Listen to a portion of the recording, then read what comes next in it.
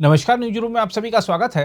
मालदीव के साथ उत्पन्न विवाद को देखते हुए भारतीयों ने अपने देश के द्वीपों खासकर लक्षद्वीप की सैर करने का आह्वान करते हुए सोशल मीडिया पर लक्षद्वीप की खूबसूरत तस्वीरें पोस्ट की।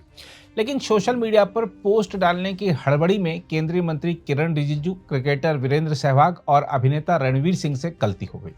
रिपोर्टों के मुताबिक केंद्रीय मंत्री किरण रिजिजू ने गलती से लक्षद्वीप के नाम पर मालदीव की फोटो पोस्ट कर दी और भारतीय द्वीपों की सैर करने का आह्वान कर दिया।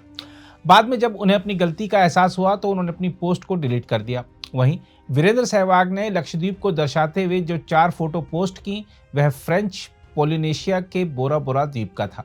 वहीं अभिनेता रणवीर सिंह ने चलो भारत देखें हैशटैग के साथ जो फोटो पोस्ट किए, वह लक्षद्वीप के ना होकर मालदीव के थे। बाद में उन्होंने भी अपनी पोस्ट को डिलीट कर दिया। ऐसी ही गलती कई अन्य सोशल मीडिया यूजरों से भी हुई। जहां तक लक्षद्वीप की बात है तो इसमें कोई दो राय नहीं कि प्रधानमंत्री नरेंद्र मोदी की यात्रा के बाद से इस क्षेत्र के प्रति लोगों का आकर्षण बढ़ा है।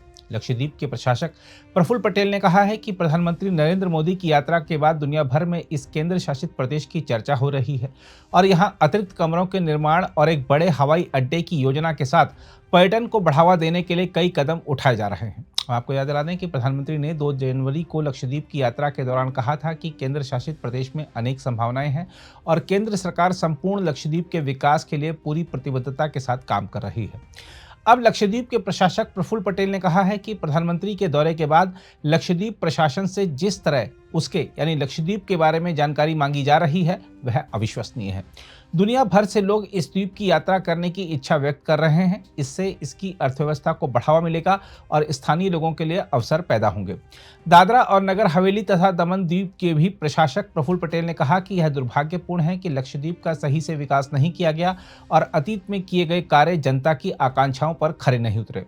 प्रफुल्ल पटेल ने कहा, प्रधानमंत्री नरेंद्र मोदी की यात्रा के बाद लक्षद्वीप के बारे में न केवल भारत में बल्कि पूरी दुनिया में चर्चा हो रही है।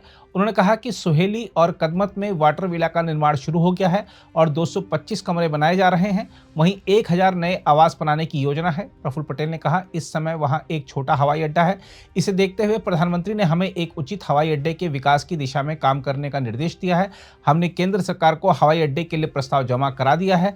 हमें पता चला है कि लक्षद्वीप में बहुत जल्द एक बड़े विमानपत्तन का निर्माण किया जाएगा। दूसरी ओर भारत और मालदीव के बीच छिड़े कूटनीतिक विवाद के बीच घरेलू टूर ऑपरेटरों के संगठन IATO ने कहा है कि मालदीव की यात्रा के लिए कोई भी नई पूछताछ नहीं आ रही है।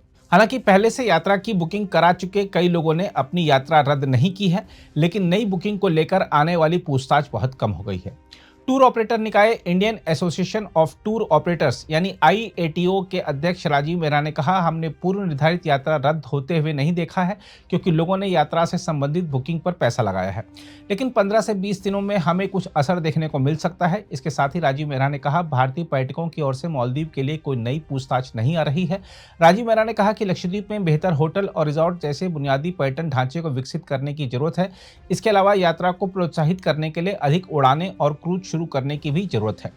Travel agents association of India की अध्यक्ष ज्योति मयाल ने भी कहा है कि मालदीव के लिए भारत अग्रणी पर्यटन बाजार है। ऐसे में हॉल के विवाद के बाद भारतीय अगर मालदीव की यात्रा का बहिष्कार करने लगते हैं तो यह द्वीपीय देश के लिए बड़ी समस्या पैदा कर सकता है। ज्योति मयाल ने कहा, मालदीव की यात्रा करने वाले सर्वाधिक लोग भारतीय होते हैं। ऐसे में इस तरह की अपमानजनक टिप्पणियां उनके लिए अच्छी नहीं है।